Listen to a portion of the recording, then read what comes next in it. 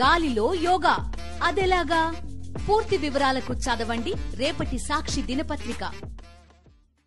అధికారంలోకి వస్తే ఉచిత ఇసుక పాలసీ తెస్తామని బాకాలుదారు. అర్హులందరికీ ఫ్రీగా ఇస్తామని అట్టహాసంగా ప్రారంభించి అనంతరం పథకాన్ని అటకెక్కించారు. ఇక కూటమి నేతలు తెలుగు తమ్ముళ్లు ఎక్కడికక్కడ ఇసుక అక్రమ దందాల్లోకి దిగిపోయారు. అక్రమంగా సంపాదిస్తూ కోట్లకు పడగలెత్తుతున్నారు. ఏపీలో కూటమి ప్రభుత్వం అధికారంలోకి వచ్చాక టీడీపీ నాయకులు చెలరేగిపోతున్నారు. తాము అధికారంలోకి రాగానే ఇసుకను ఉచితంగా సరఫరా చేస్తామని డబ్బా కొట్టుకున్న కూటమి నేతలు ఇప్పుడు ఇసుకను యథేచ్ఛగా దోచేస్తున్నారు. స్వర్ణముఖి నదిని అడ్డాగా చేసుకుని రాత్రికి రాత్రే టన్నులు తరలిస్తున్నారు.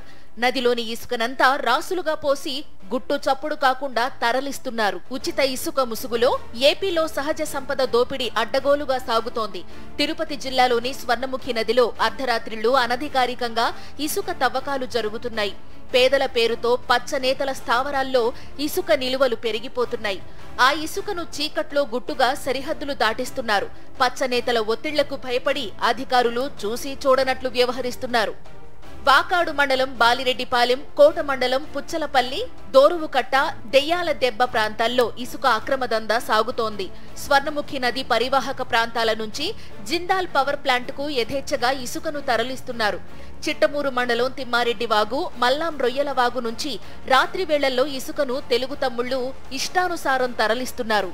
అయితే ఇలా ఇసుకను తరలించేటప్పుడు ఎలాంటి ఆటంకాలు రాకుండా ఒక్కో గ్రామంలో ఇసుక ముఠా వ్యక్తులు పర్యవేక్షిస్తారు.